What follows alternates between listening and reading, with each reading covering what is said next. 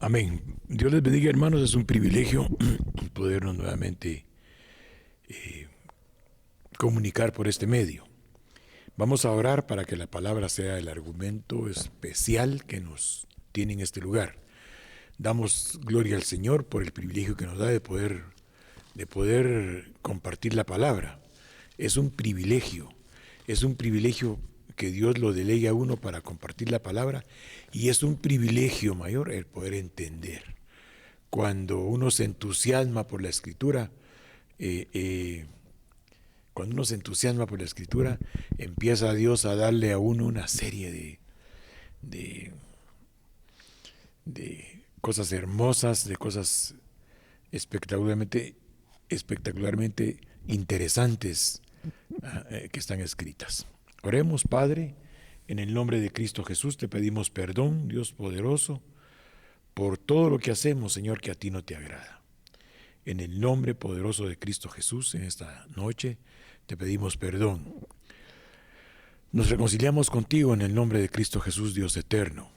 Tu Espíritu Santo nos mueve, Señor, a presentarnos delante de ti, para decirte, Padre, perdónanos en el nombre de Cristo Jesús. Te rogamos, Padre, que la promesa del Espíritu Santo, que tú, Señor, diste a Cristo Jesús para que nos lo diera a nosotros, sea una realidad poderosa, Padre, para poder entender no solo tu palabra, sino para poder, Señor, conocer la verdad. Anhelamos, Señor, en el nombre de tu Hijo Jesucristo, entender el camino, conocer la verdad y caminar en la vida que tú tienes determinada que caminemos. Te lo rogamos en el nombre que está sobre todo nombre, en el nombre poderoso y misericordioso de Cristo Jesús. Amén y amén. Hermanos, el día de ayer estuvimos viendo algunas cosas interesantes, es decir, más que interesantes, importantes, en el sentido de que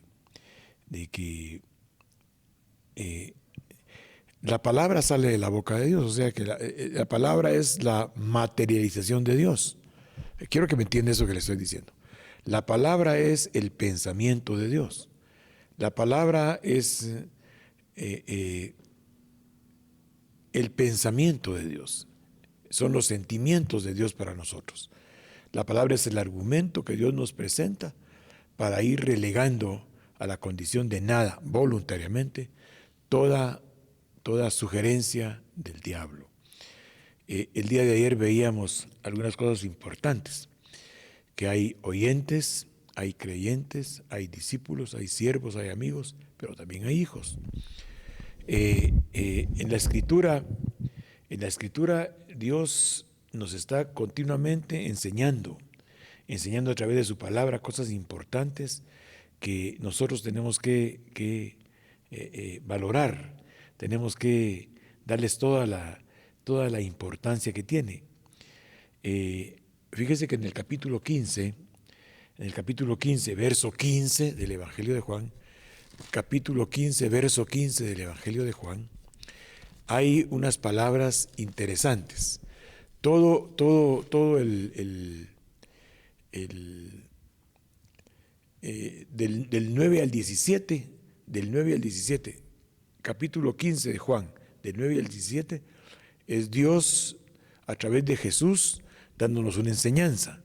Para que esa enseñanza en nosotros cobre vida, el Espíritu Santo tiene que darnos a conocer.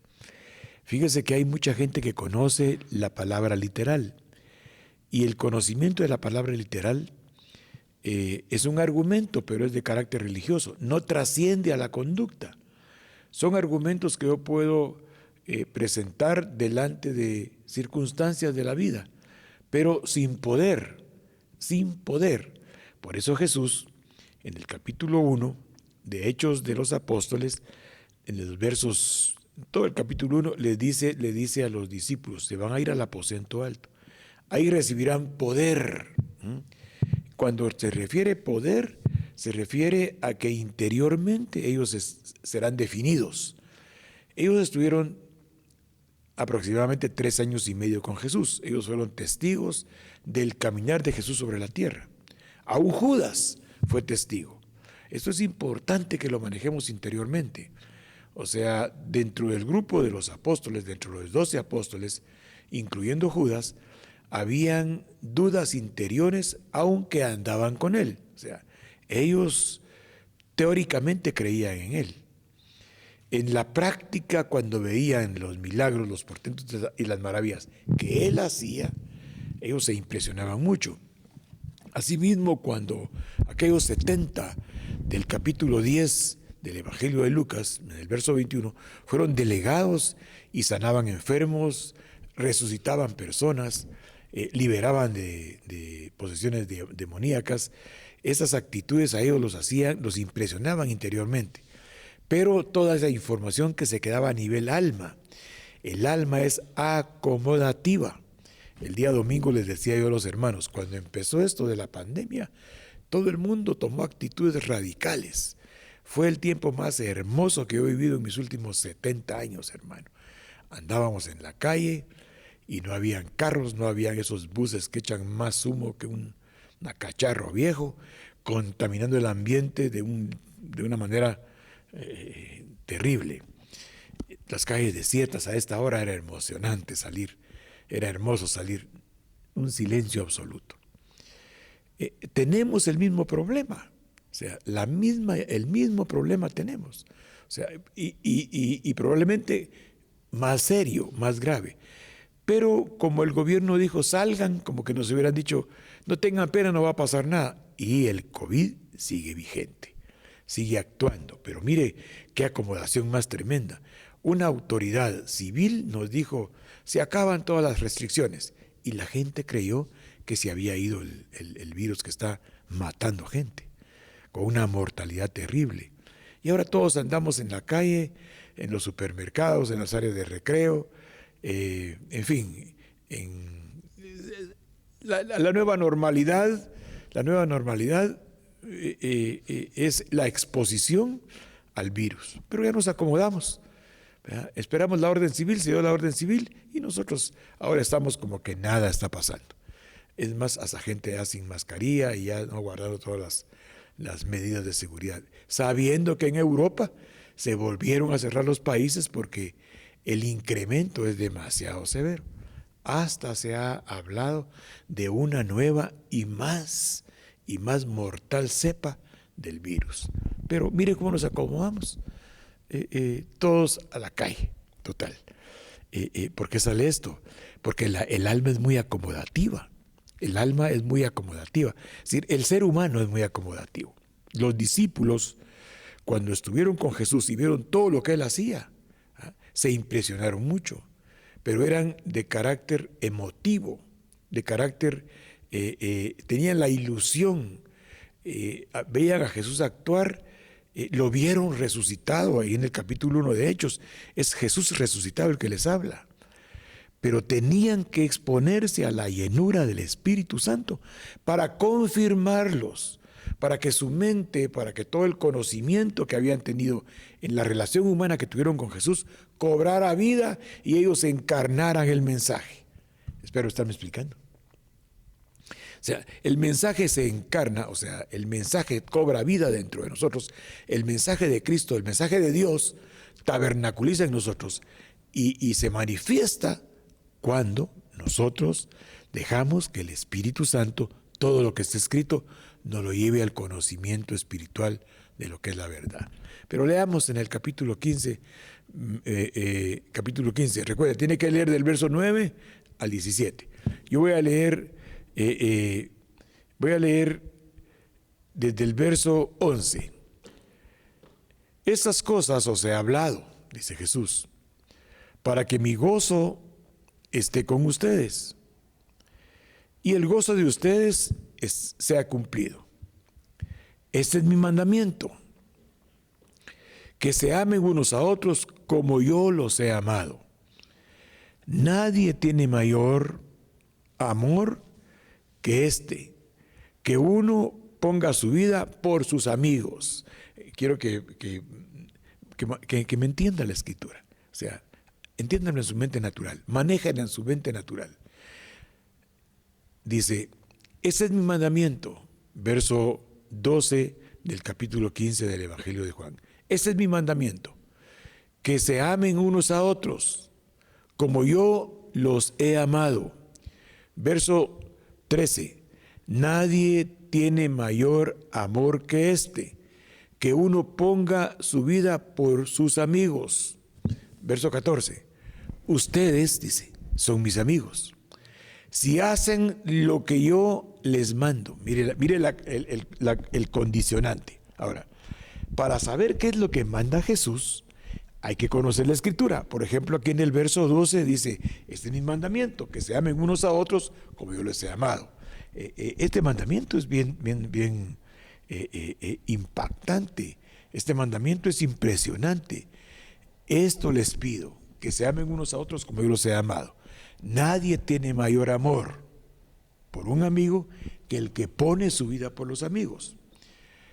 Dice, ustedes son mis amigos si hacen lo que yo les mando. Mire pues, hablamos del oyente, del creyente, del discípulo, del siervo y del amigo. El oyente dijimos que se encuentra en el atrio.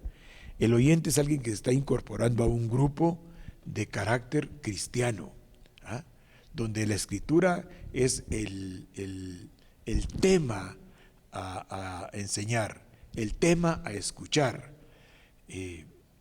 Este oyente en un momento dado recibió a Cristo y empieza a participar sentándose a escuchar y a observar todo el ambiente y viendo qué es lo que pasa.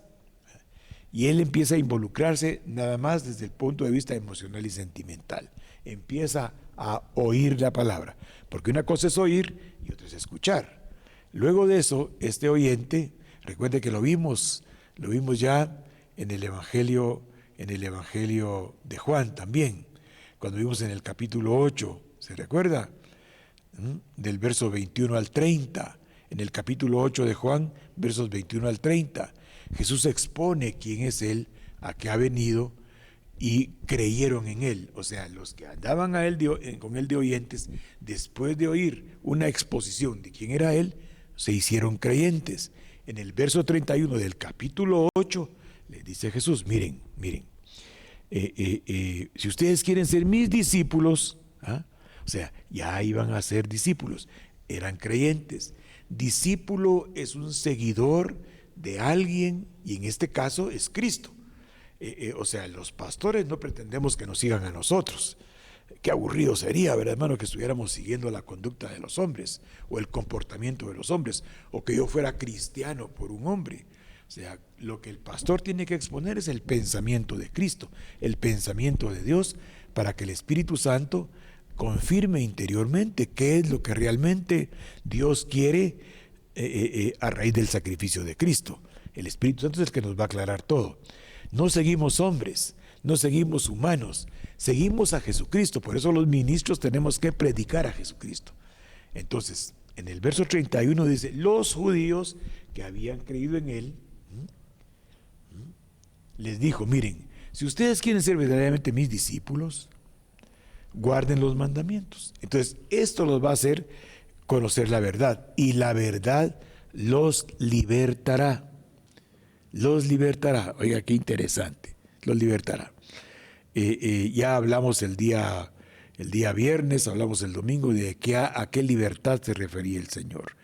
Pero repitámoslo, a la libertad que él se refiere es a no ser más esclavo de las cosas que vemos, de las cosas que oímos, de las cosas que en el ambiente se dan. Hay unos versos que veámoslos en 2 de Corintios. En 2 de Corintios. Vamos a ver si el Señor nos hace el favor de traernos a la memoria el verso. 2 de Corintios, capítulo 4. Capítulo 4. Estamos en el verso, vamos al verso 16. Fíjese pues, sígame la secuencia. En este momento vamos a hablar de un discípulo, o sea, uno que era oyente, ahora después de escuchar la palabra de verdad, el evangelio de la salvación, y empieza a creer, el Espíritu Santo empieza a este creyente a darle el conocimiento de aspectos importantes de la vida espiritual que motivan, que ilusionan, que entusiasman y que definen el carácter de aquel que ha recibido a Cristo como Señor y Salvador. Lo que nosotros pretendemos como ministros de Dios, según la palabra lo establece en Efesios capítulo 4, versos 11 y 12, es que los que han sido escogidos por Dios, que tienen la categoría de apartados, que tienen la categoría de, según dice la palabra literalmente, de santos, o sea, que tienen la categoría de justificados, que tienen el nivel de justos, afirmen su casa. Y se afirma la casa escuchando la exposición de la palabra y, por supuesto, meditándola posteriormente. Miren, hermanos, les voy a decir algo que va a sonar un poquito pesado. Nadie crece individualmente. ¿Y por qué no crece individualmente, hermano pastor? Porque somos un cuerpo, somos el cuerpo de Cristo y el nutriente surge a través del corazón de los ministros, de lo que el Señor ponga al ministro para enseñar al pueblo. Pero regresemos porque estamos en 2 Corintios capítulo 4. Nos venimos a 2 Corintios capítulo 4 porque estábamos hablando que los judíos que habían creído en Él, o sea, esos eran creyentes, fueron oyentes y ahora creían en Él. Entonces Él los quería trasladar a una experiencia mayor que los libertara de la verdad, que los enfrentara a la verdad. Y les dijo claramente, miren, el que peca, esclavo es del pecado. Y recuerden, les dijo que el pecador no quede en casa para siempre, pero el hijo sí queda en casa. O sea, el nivel que tenemos que alcanzar es el nivel de hijo. Ahora, el discípulo empieza a vivir una vida espiritual a expensas de la Escritura. O sea, la vida espiritual se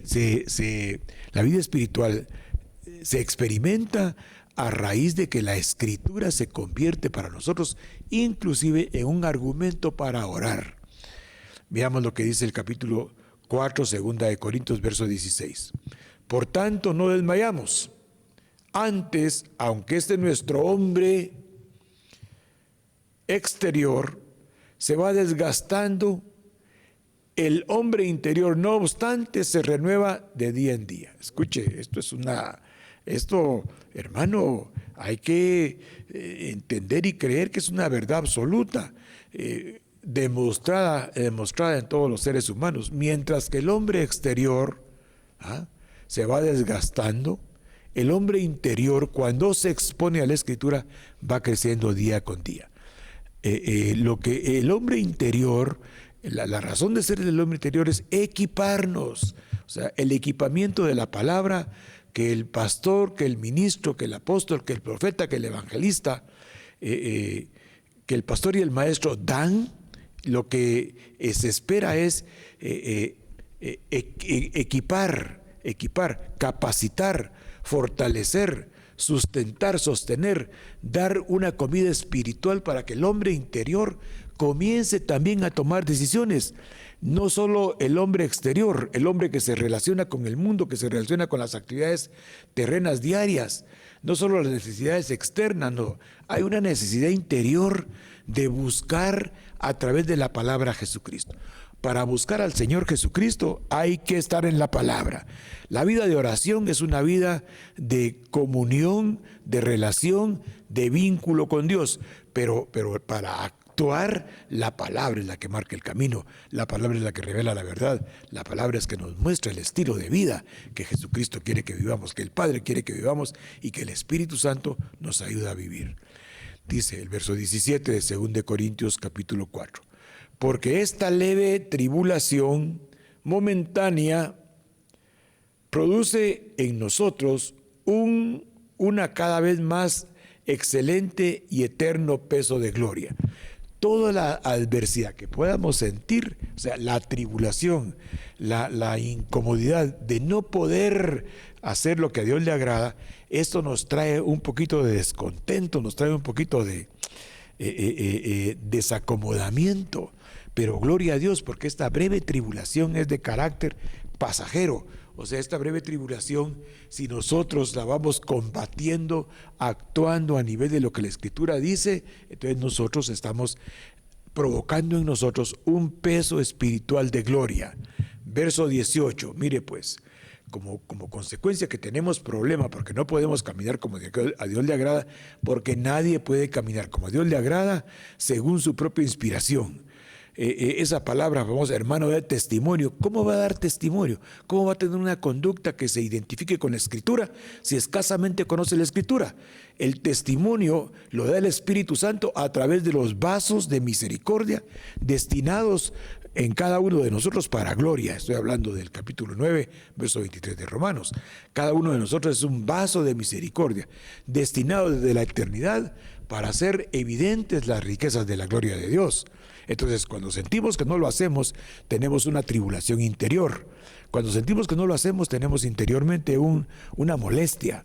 Es una batalla interior, no es cólera ni es enojo. Es una batalla interior de sentirse muchas veces uno indigno de las cosas que Dios le da, indigno de lo que uno cree que es. Pero cuando esa tribulación se presenta y usted batalla involucrados en la palabra, entonces un enorme peso de gloria se está cirniendo sobre usted. Cuando hablamos de ciernes, quiere decir que está en flor, que va a dar fruto. Mire el verso 18. No mirando nosotros, este es el mundo espiritual, no mirando nosotros las cosas que se ven, sino las que no se ven. Pues las cosas que se ven son temporales, pero las que no se ven son de carácter eterno. Permítame un momentito. Entonces, hermanos, tenemos que manejar dentro de nosotros el hecho de que Dios es un espíritu, de que el Espíritu Santo es un espíritu, de que el Espíritu de Cristo está en nosotros, que el Espíritu de poder, el Espíritu de consejo, el Espíritu de inteligencia, el Espíritu de temor de Dios, el Espíritu de conocimiento, el Espíritu de sabiduría, ese Espíritu de Yahweh está en todos nosotros. Es la promesa de Dios. Habiendo oído, habiendo escuchado, habiendo analizado, habiendo meditado la palabra de verdad que escucho, sabiendo que es la palabra que sale de la boca de Dios, que es una verdad absoluta, y habiendo creído, la única manera de creer es estarse exponiendo continuamente a la palabra, estar meditando, analizando, escudriñando la palabra. ¿Para qué? Para que vaya desplazando ese conocimiento religioso de querer manifestar en público lo que no somos. Yo puedo cantar muy bonito y puedo tocar un instrumento muy bonito y motivar a las personas, pero mi conducta es la que va a marcar realmente quiénes somos. Hay personas que cantan bonito, ahí están en el parque cantando, qué bonitos y cómo se ven de bien, qué coordinación, pero su vida personal deja mucho que desear. No estoy hablando de nadie en particular, estoy hablando de gente que se incorpora al quehacer religioso sin ser delegado por el Espíritu Santo, sino que delegado nada más por su talento de exposición. Tenemos que enfrentarnos a la verdad y entender que el Señor quiere que tengamos la categoría de hijos. Dios tiene un hijo, se llama Jesucristo. Dios tiene un hijo que se llama Jesucristo, que tiene un cuerpo que se llama la cristiandad. A este cuerpo, para garantizar Dios que iba a llegar a la presencia de Él nuevamente, le dejó al Espíritu Santo, o sea, le dejó al Dios que guía, al Dios que orienta, al Dios que revela, al Dios que redarguye, al Dios que nos hace ver que tenemos que hacerle justicia a Dios caminando en la palabra. De lo contrario, entraremos a un juicio. Regresemos al capítulo 15 del Evangelio de Juan. Mire pues, vosotros un mandamiento nuevo les doy, prácticamente está diciendo en el verso 12 del capítulo 15 del Evangelio de Juan. Juan capítulo 15, verso 12. Miren, le dice Jesús, el mandamiento que yo les doy es que se amen, que se valoren, que se respeten, que se respalden. Porque la palabra amor es una palabra tan abusada de ella que ya no entendemos, ¿verdad? Cuando hablamos de amor, un montón de argumentos que se aparecen dentro de uno, pero cuando habla de amor, está hablando de una relación que uno tiene de querer preservar la integridad de otra persona, respaldándola, respetándola, valorándola, y de esta manera, en la medida en que yo sea un elemento de sostén para alguien, lo voy a hacer, no juzgando su conducta, no juzgando su comportamiento, como hace Dios. O sea, ¿cómo hace Dios? Dios no nos juzga, no nos señala, no nos acusa. Dios salió al paso diciendo en el capítulo 8 de Romanos, verso 28, ninguna acusación hay para los que están en Cristo Jesús. Esto es aquellos que conforme a la elección de Él son cristianos. Yo espero y quiero declarar y quiero decretar que todo usted que me está escuchando y cada miembro de Monte Gerizim, Dios lo escogió, lo eligió con un propósito, y la función del ministro es despertar ese propósito con la ayuda del Espíritu Santo en el soporte de la palabra, porque de esta manera vamos a agradar a Dios. ¿Qué sentido tiene que yo ayune? ¿Qué sentido tiene que yo ayune, que yo ore por horas, si mi conducta y mi comportamiento no son las que el Espíritu Santo quiere que yo lo haga? Por eso el Señor Jesús dijo, miren, en el verso 13 del capítulo 15 del Evangelio de Juan, nadie tiene mayor amor que este, que alguien dé la vida por sus amigos. Ustedes, les dijo Jesús en el verso 14, son mis amigos si hacen lo que yo les mando. O sea, puede ser que yo esté en la categoría de siervo, o sea, puede ser que yo sea un servidor del Señor, puede ser que esté agradando a Dios continuamente, digamos en el sentido de que estoy prestando un servicio. Estoy los días lunes, los días miércoles, y los días viernes y los días domingo compartiendo la palabra, delegando el día jueves para que los hermanos oren, delegando el día martes para que las hermanas den el conocimiento de la palabra a los niños de la congregación. Qué excelente, qué bueno, qué hermoso, qué maravilloso todo eso. Pero recuerde, respaldo, respeto y valorar es la palabra, son los términos sinónimos de amor. Valore, respete y respalde, no acuse, no señale, no juzgue, no murmure en contra de la gente, porque cada uno en particular es el cuerpo de Jesucristo. Todos los que hemos recibido a Cristo tenemos un valor delante de Dios. ¿Qué sentido tiene que yo juzgue, que yo analice, que yo critique, que yo murmure al respecto de la conducta de alguien, que yo sea un chismoso hablando de la conducta de las personas? Si tanto me preocupa la conducta de alguien, como yo lo valoro, lo respeto y lo respaldo, voy a presentarme delante de Dios y voy a clamar misericordia por esas ovejas perdidas de la casa de Monte Gerizim o de la congregación donde esté. Pero recuerde, pues, yo puedo ser siervo, puedo ser un servidor, pero ahí no estoy seguro. Ahí no estoy seguro. Mire lo que dice el verso 14 entonces. Vosotros sois mis amigos si hacéis lo que yo os mando. ¿Y qué mandó? En el verso 12 mandó lo siguiente, que se amen unos a otros como yo los he amado. Y el verso 15, que es el verso que queríamos tocar. Ya no les llamaré siervos, escuche, a los que el 15-12 se les hace rema. Por eso invertimos un buen tiempo de esto. Valore, respalde, respete.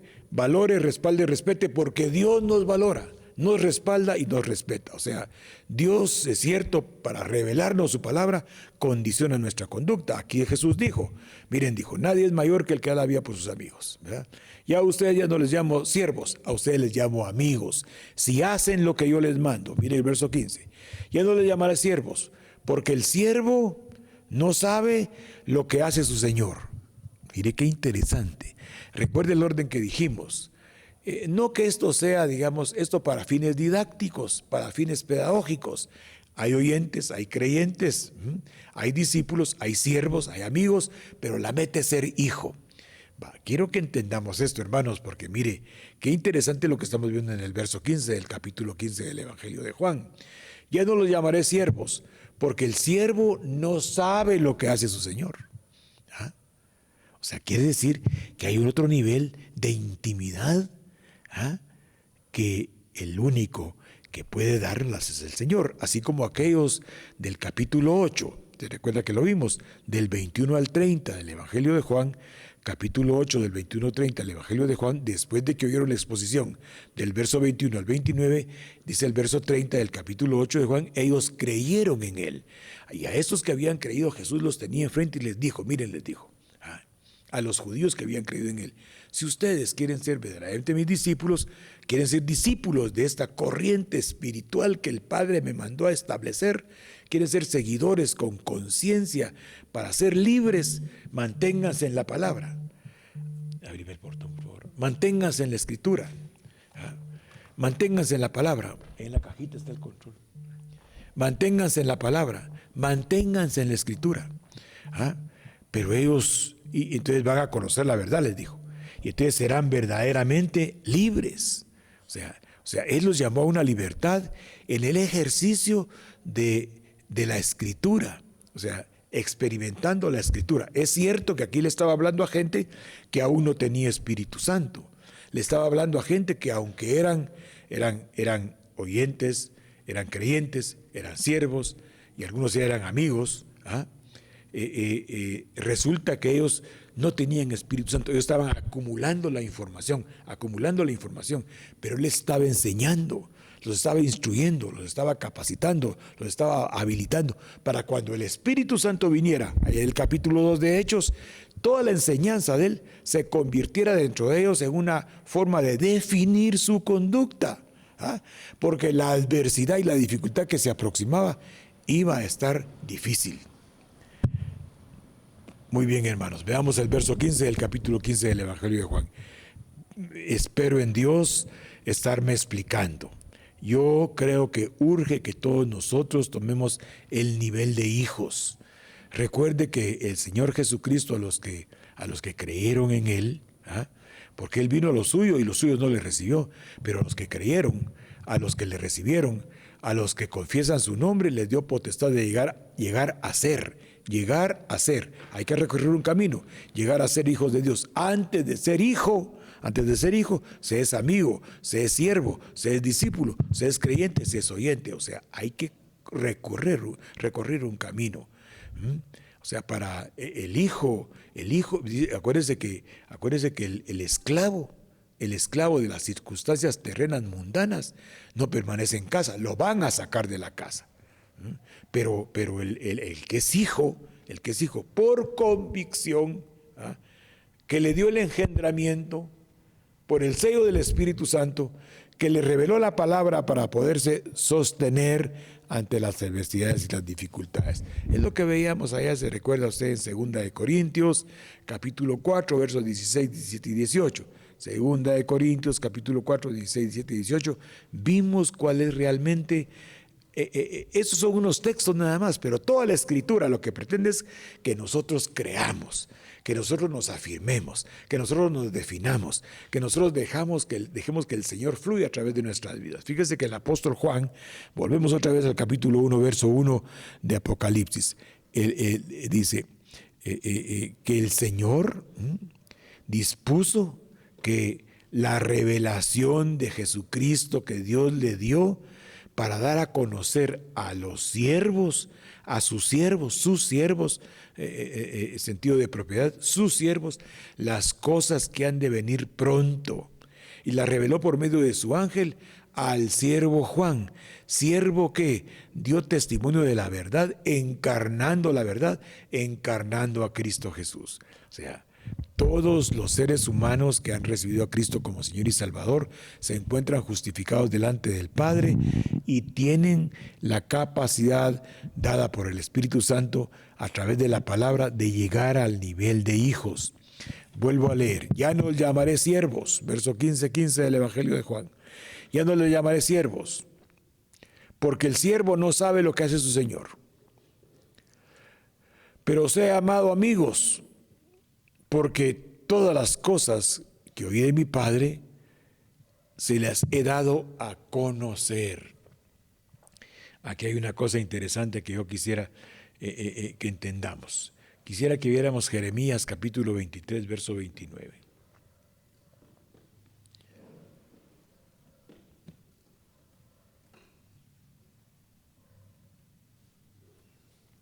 Primero vamos a ver el verso 28. Yo quisiera ver todo el capítulo, pero tenemos que espigar los textos para poder fundamentar, para edificar en esta noche un mensaje que de alguna manera, por algún texto, nos motive a involucrarnos. No se trata de una participación pasiva, se trata de experimentar personalmente la existencia de Dios, no con sentimientos y emociones, sino con confirmaciones impresionantes que me hagan a mí definido, Está bien, pues, lloremos, emocionémonos, pero no hay cosa más hermosa que estar definido interiormente. También puede llorar el definido, pero el sentimental y emotivo es muy manipulable. Se deja llevar mucho por la información, pero el definido por el Espíritu Santo, por el poder de la palabra, hermano, se convierte en alguien inconmovible. Es lo que el Señor habló en el Evangelio de Mateo, en el verso 24. Al que edifica sobre la roca, las circunstancias no lo afectan. Podrán hacerlo tambalear, pero esta casa que va a permanecer para siempre, edificada sobre la roca, nunca será derribada. Dice el profeta, dice el verso 28 de Jeremías 23. El profeta con quien fuere sueño, cuente el sueño. Y el con quien fuere mi palabra, cuente mi palabra. Pero ahí agrega, verdadera. ¿Ya vio? Dice, cuente mi palabra verdadera. ¿Qué tiene que ver la paja con el trigo? Dice el Señor. Mire, ese verso 28, por favor, analícelo detenidamente. O sea, a mí me gusta mucho la Escritura porque es totalmente definida. El que reciba la palabra, cuente la palabra de verdad. Hable la palabra de verdad. No argumente emocionalismos ni sentimentalismos. Hable la palabra de verdad que salió de la boca de Dios.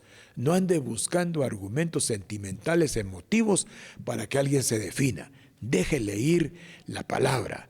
Métalo a la corriente, al río de la palabra, y la palabra lo va a ir limpiando paulatinamente porque es agua que limpia. Mire lo que dice el verso 29.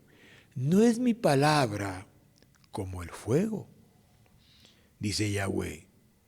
No es mi palabra como el fuego y como martillo que quebranta la piedra.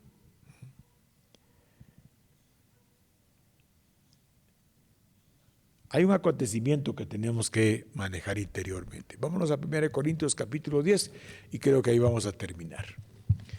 Los temas, hermano, terminarlos es 1 Corintios capítulo 3, perdón. Mire, los temas es imposible terminarlos. La riqueza y la abundancia que hay aquí es interesante. Yo le lanzo a usted la semilla de la palabra y espero que en alguna rendijita de su alma esa palabra germine para que el Espíritu Santo en su alma dé fruto y lo convenza de justicia, de pecado y de juicio. Y lo defina, lo confirme, lo afirme, para que esta breve tribulación la veamos desde la perspectiva de la palabra y se convierta en un peso de gloria. Cuando vemos las dificultades y las adversidades, con la ayuda de la palabra, con la ayuda de la oración, con la ayuda de la búsqueda de Dios, nosotros estamos en tribulación, pero estamos confiando en Dios, estamos esperando en Dios. Él no nos va a dejar. Él tiene promesas, no los dejaré, no los desampararé, no los desampararé. Sobre ustedes fijaré mis ojos y les mostraré el camino por el que deben de andar.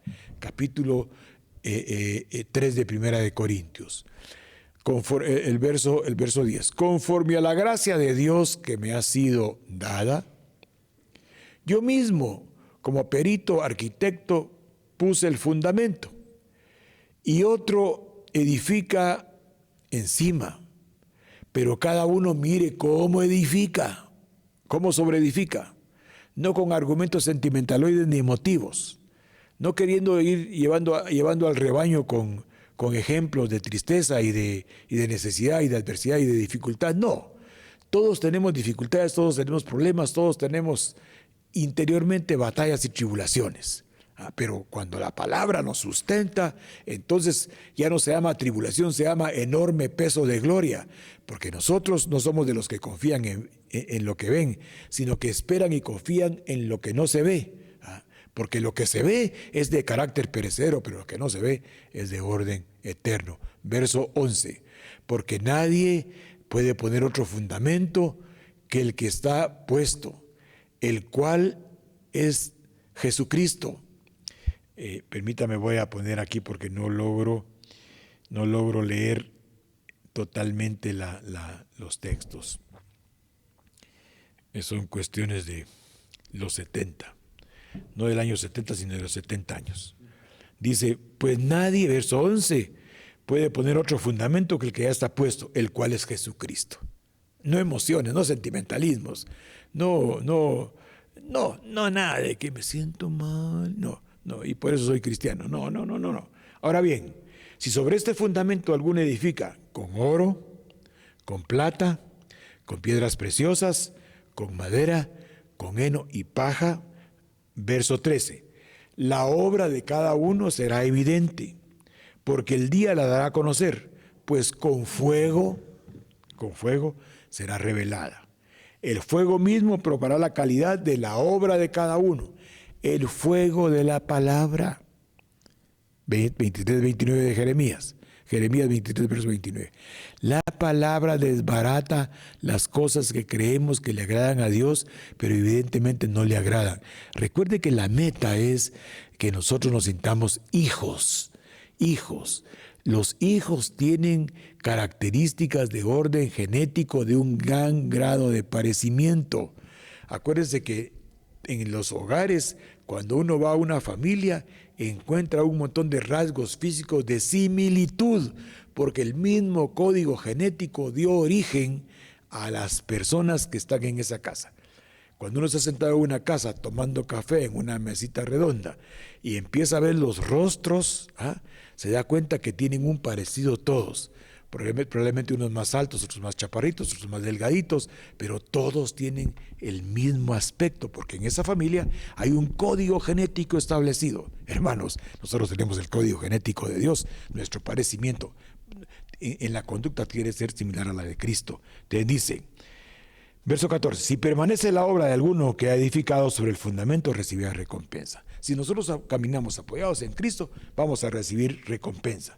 Si la obra de alguno es consumida por el fuego, sufrirá pérdida. Sin embargo, será salvo, aunque por fuego. Eso tiene 3 más aplicaciones, pero quiero ver a la luz de la palabra. O sea, dejemos que la palabra, como dice el 23, 29 de Jeremías, sea el que quema en nosotros todo argumento sentimental, emotivo, todo argumento emocional, todo argumento religioso, todo argumento revanchista, todo argumento humano.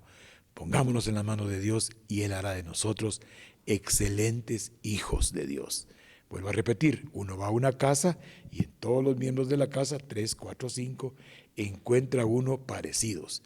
Hasta un parientito que está por ahí, que no es hijo de esta mujer y de este hombre de la casa, tiene algunos rasgos de parecimiento, porque el mismo gen anda circulando. Entonces, cuando el Señor nos engendró a nosotros, puso de sus genes. Estamos para replicar espiritualmente